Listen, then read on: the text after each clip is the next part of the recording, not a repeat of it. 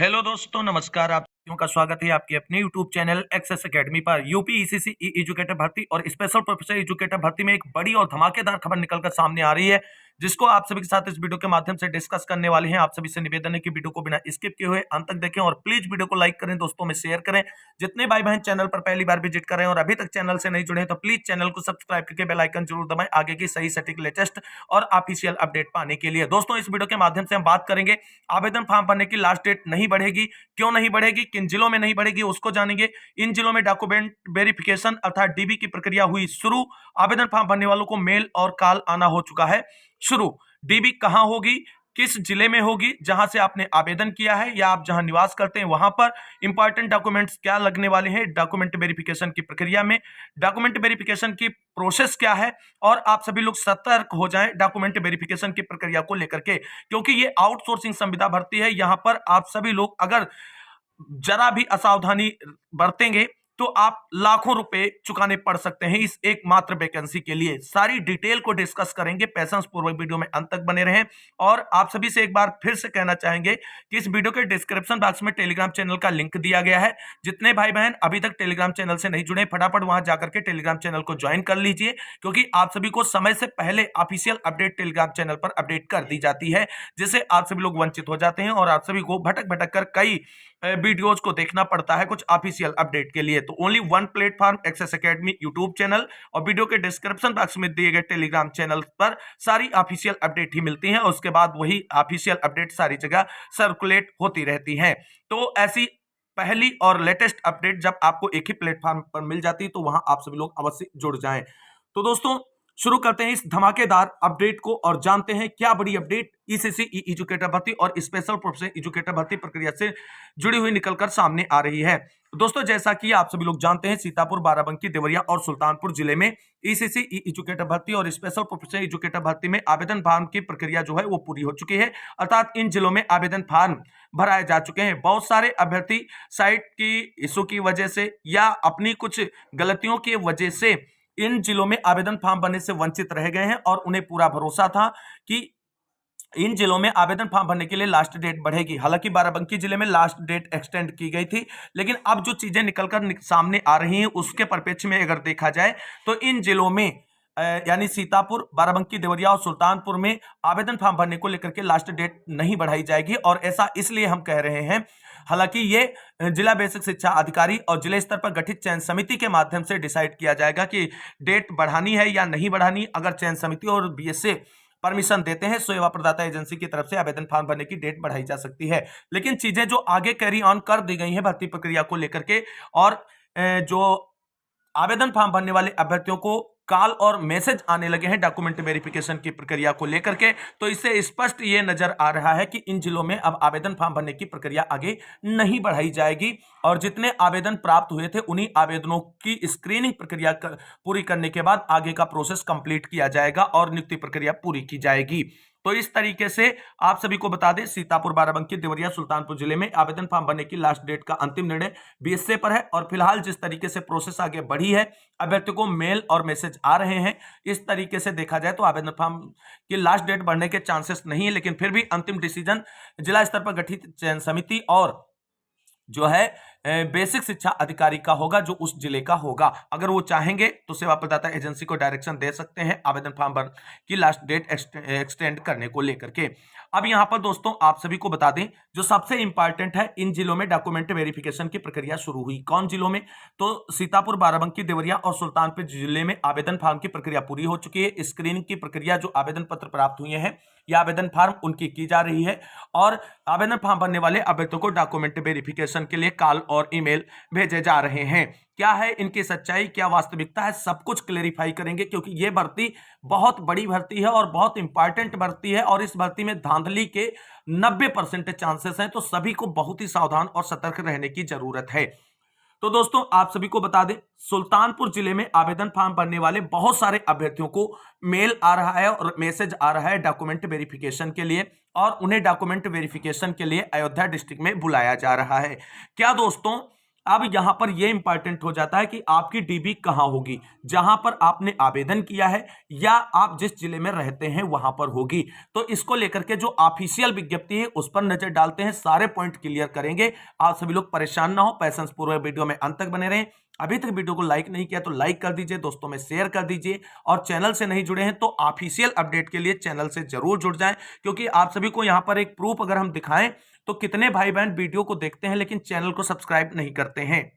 तो दोस्तों यहां पर आप सभी लोग देख सकते हैं कि हमारे चैनल पर जो आप सभी लोग वीडियोज को देखते हैं, तो यहां पर आप सभी लोग देख सकते हैं मात्र 26% हमारे सब्सक्राइबर हैं हमारे, और लगभग 74% हमारे भाई बहन केवल वीडियो को देख लेते हैं, चैनल को सब्सक्राइब नहीं करते हैं। तो प्लीज आप सभी लोग चैनल को सब्सक्राइब कर लीजिए। चैनल को सब्सक्राइब करने में किसी भी प्रकार का कोई पैसा आपका नहीं लगता है। आप वीडियोस देखते हैं, आपको ऑफिशियल अपडेट मिलती है, तो आप एक छोटा सा कार्य कर सकते हैं चैनल को सब्सक्राइब करके, क्योंकि आपके लिए इंपॉर्टेंट और ऑफिशियल अपडेट सबसे पहले पहुंचाते हैं। तो एक इतनी जिम्मेदारी का काम करते हैं, तो एक छोटा सा तो आप कार्य कर ही सकते हैं चैनल को सब्सक्राइब करके चैनल से जुड़ने का। तो कुल मिलाकर के मूव करते हैं अगली महत्वपूर्ण अपडेट की ओर। तो दोस्तों यहां पर आप सभी लोग देख सकते हैं कि ईसीसी ई एजुकेटर भर्ती प्रक्रिया जो बेसिक विद्यालयों में अर्थात प्राथमिक विद्यालयों के अंतर्गत कोलोकेटेड आंगनबाड़ी केंद्रों में शुरू करने की ऑफिशियल विज्ञप्ति डीजी मैम की तरफ से 24 अगस्त को जारी की गई थी। उसमें पूरी भर्ती प्रक्रिया को एक्सप्लेन किया गया था और उसी के अकॉर्डिंग ये भर्ती प्रक्रिया संपादित होगी।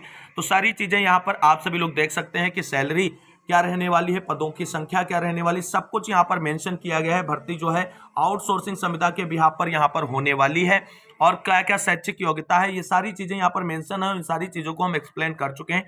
फिलहाल यहां पर हम बात करेंगे जो आप सभी के डॉक्यूमेंट वेरिफिकेशन को लेकर के है वो। तो यहां पर आप सभी लोग सबसे पहले जो है जर्नल इंस्ट्रक्शंस को देखें, यानी सामान्य निर्देश जो दिए गए हैं।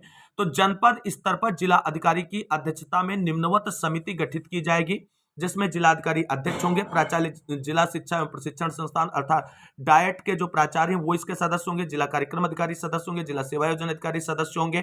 वित्त एवं लेखा अधिकारी बेसिक वो भी सदस्य होंगे, और जिला बेसिक शिक्षा अधिकारी सदस्य के साथ साथ सचिव भी बनाए जाएंगे इस चयन समिति के। और यहां पर आप सभी को बता दें, इस चयन समिति के माध्यम से ही इस भर्ती प्रक्रिया को अंतिम रूप से डिसाइड किया जाएगा। और यहां पर आप सभी लोग देख सकते हैं जो सामान्य दिशा निर्देश जारी किए गए हैं भर्ती प्रक्रिया संपादित कराने को लेकर के, सेवा प्रदाता एजेंसी के चयन को लेकर के, सारी चीजें यहां पर स्पष्ट रूप से क्लियर की गई हैं। यहां पर आप सभी लोग देख सकते हैं कि किस तरीके से सेवा प्रदाता एजेंसी के चयन के पश्चात एजेंसी द्वारा संविदा के आधार पर आउटसोर्सिंग के माध्यम से ईसीसी ई एजुकेटर या कर्मियों का शासनादेश में प्रदत्त व्यवस्था के अनुसार चयन किया जाएगा। उक्त सभी चयन किसी स्वीकृत पद के सापेक्ष नहीं किए जाएंगे। चयनित कार्मिक केवल एक कार्य की आवश्यकता अनुसार अधिकतम 11 माह के लिए रखे जाएंगे, यानी 11 माह की संविदा होने वाली। यहां पर आप सभी लोग जरा देखें और समझें इन चीजों को। जनपद स्तर पर जिला अधिकारी की अध्यक्षता में गठित समिति को सहयोग प्रदान करने हेतु तो निम्नांकित उप समितियों को जिला अधिकारी के अनुमोदन से गठित किया जाएगा। एक जिले स्तर पर चयन समिति गठित की जाएगी, और उसके बाद यहां पर देख सकते हैं एक और जो है उप समिति गठित की जाएगी, जिसमें कौन कौन सदस्य होगा स्पष्ट रूप से मेंशन किया गया है। अब यहां उक्त समिति द्वारा सर्वप्रथम राज्य परियोजना कार्यालय द्वारा उपलब्ध कराई गई जनपदवार संख्या जो इसमें संलग्न के अनुसार को लोकेटेड आंगनबाड़ी वाले परिषदीय प्राथमिक कंपोजिट विद्यालय इन जनपद स्तर से निम्नांकित बिंदुओं के अनुसार किया जाएगा। ये सारे यहां पर मेंशन है कि किन विद्यालयों में आपकी नियुक्ति की जाएगी। आगे यहां पर आप सभी लोग इसमें देख सकते हैं कि सेवा प्रदाता द्वारा उपलब्ध कराई गई अभ्यर्थियों की सूची मेरिट के आधार पर उक्त समिति के द्वारा तैयार की जाएगी। तो यानी जो सेवा प्रदाता एजेंसी है वो आप सभी लोगों के आवेदन फॉर्म जो है वो कंप्लीट कर लेगी, यानी जितने आवेदन फॉर्म प्राप्त होंगे सबकी डिटेल जो है जानकारी जो चयन समिति जिले स्तर पर गठित होगी उसको उपलब्ध करा देगी। और चयन समिति क्या है, अभ्यर्थियों की सूची मेरिट लिस्ट के आधार पर तैयार करेगी, सेवा प्रदाता एजेंसी तैयार नहीं करेगी। ये बात ध्यान रखना। मेरिट सूची में हाई स्कूल, इंटर या स्नातक या डीपीएससी या एनटीटी या संबंधित डिप्लोमा जो आपने लगाया है आवेदन फॉर्म भरने के लिए, शैक्षिक योग्यता निर्धारित अर्हता के आधार पर प्राप्तांकों के प्रतिशत के योग के औसत के आधार पर प्रत्येक जनपद की मेरिट सूची अवरोही क्रम में तैयार करेगा। अवरोही क्रम में तैयार की जाएगी। और अवरोही क्रम क्या होता है? अवरोही क्रम होता है टॉप टू बॉटम, ऐसे तैयार करेगा। बाकी किस तरीके से फाइनल किसका नाम डिसाइड होगा वो सारी चीजें यहां पर क्लियर कर दी गई हैं, इस तरीके से की जाएगी। और यहां पर आप सभी लोग आगे देख सकते हैं कैसे क्या करना है। और चयन समिति के माध्यम से जो मेरिट लिस्ट तैयार की जाएगी उस मेरिट लिस्ट को प्रकाशित किया जाएगा और उसमें शामिल अभ्यर्थियों को काल और मेल के माध्यम से डॉक्यूमेंट वेरिफिकेशन की प्रक्रिया के लिए बुलाया जाएगा। यहां पर देख सकते हो उक्त समिति द्वारा सेवा प्रदाता द्वारा उपलब्ध कराई गई अभ्यर्थियों की सूची में अंकित अभ्यर्थियों की शैक्षिक योग्यता संबंधी प्रमाण पत्रों का मूल अभिलेखों से मिलान करते हुए सत्यापन किया जाएगा। सत्यापन के पश्चात विसंगति की स्थिति में बिंदु संख्या 3 में दी गई मेरिट सूची में यथा आवश्यक संशोधन किया जाएगा। अब विद्यालय चयन हेतु काउंसलिंग यानी इस प्रकार तैयार मेरिट लिस्ट से में क्रम संख्या 1 पर अब अंकित अभ्यर्थी के सम्मुख जनपद के उन सभी चयनित विद्यालयों की सूची जिनमें तैनाती की जानी है चयन हेतु प्रस्तुत किया जाएगा। संबंधित अभ्यर्थी द्वारा विद्यालय चयन करने के पश्चात वह विद्यालय सूची में ला करते हुए अगले अभ्यर्थी के सम्मुख अवशेष विद्यालय की सूची प्रस्तुत करते हुए विद्यालय का चयन कराया जाएगा। उक्त काउंसलिंग का कार्य भी उपरोक्त अनुसार बिंदु फर्स्ट में गठित चयन समिति के माध्यम से ही किया जाएगा। अब यहाँ पर आप आगे देख सकते हैं क्या करना है। यहां पर आप सभी लोग देख सकते हैं उक्त अनुसार चयनित अभ्यर्थियों को ऑफर लेटर मूल समिति के अध्यक्ष जिला अधिकारी संबंधित जनपद से अनुमोदन प्राप्त करते हुए सदस्य सचिव जिला बेसिक शिक्षा अधिकारी की उपस्थिति में उसी दिन सेवा प्रदाता एजेंसी द्वारा प्रदान किया जाएगा। चयन प्रक्रिया विभाग द्वारा निर्धारित किए जाने के संबंध में सेवा प्रदाता संस्था द्वारा सहमति प्रदान की जाएगी और उक्त अनुसार चयन संबंधी किसी भी प्रकार की विसंगति शिकायत संबंधी प्रत्यावेदन पर विचार एवं निर्णय है जिलाधिकारी के सम्मुख जिला बेसिक शिक्षा अधिकारी के माध्यम से प्रस्तुत किया जाएगा एवं जिलाधिकारी द्वारा उक्त प्रत्यावेदन का निस्तारण कराया जाएगा। तो ये सारे पॉइंट यहाँ पर मेंशन कर दिए गए हैं। तो दोस्तों कुल मिलाकर के अभी आप सभी को बता दें जितने भी भाई बहनों को आवेदन फॉर्म भरने के बाद डीबी के लिए कॉल या मेल आ रहे हैं तो उन सभी को बहुत सावधान और सतर्क हो जाने की जरूरत है। आप सभी लोगों को यह बिल्कुल क्लियर हो चुका है। आप सभी की डॉक्यूमेंट वेरिफिकेशन की प्रक्रिया उसी संबंधित जिले में होगी जहां पर आपने आवेदन करा है और उस जिले की चयन समिति के समक्ष आप सभी की डॉक्यूमेंट वेरिफिकेशन की प्रक्रिया होगी। फिर भी अगर आपके पास अगर मेल या मैसेज आया है और आप बताए गए पते पर डॉक्यूमेंट वेरिफिकेशन के लिए जा रहे हैं तो आप बहुत ही सावधानी और सतर्कता बरतें, अन्यथा आपको बड़ा नुकसान उठाना पड़ सकता है। जब आप जो इस समय कॉल या मैसेज आ रहे हैं उसमें अगर आप बताए गए स्थान पर जा रहे हैं तो आपको अपने ओरिजिनल डॉक्यूमेंट किसी भी व्यक्ति को नहीं देना है फोटो स्टेट के अलावा। यह बात बिल्कुल क्लियर समझ लीजिए। दूसरी बात, किसी भी व्यक्ति को 1 रुपया नहीं देना है। यह फ्रॉड के रूप में इस तरीके से कार्य किए जा रहे हैं जैसे इस भर्ती के नाम पर लाखों रुपए लोगों से ठगे जा सके नौकरी दिलाने के नाम पर। तो ये आपको सतर्कता बरतनी होगी, वरना आप अपने मूल डॉक्यूमेंट्स लाखों रुपए दोनों से हाथ धो बैठेंगे और अंत में हासिल आपको यहां पर कुछ भी नहीं होने वाला है। अब डॉक्यूमेंट वेरिफिकेशन का प्रोसेस हमने क्लियर कर दिया है कि क्या रहने वाला है।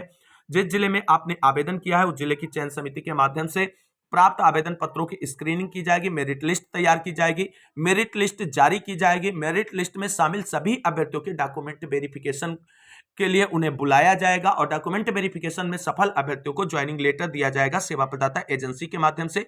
बाकी डीबी और अन्य जो प्रोसेस है वो जिला अधिकारी के अध्यक्षता में गठित चयन समिति के माध्यम से किया जाएगा। किसी भी प्रकार से किसी को परेशान होने की जरूरत नहीं है। डॉक्यूमेंट वेरिफिकेशन के लिए क्या क्या डॉक्यूमेंट्स आपको 2 सेट में तैयार करके रखने हैं वो आप सभी लोग यहां पर देख लीजिए।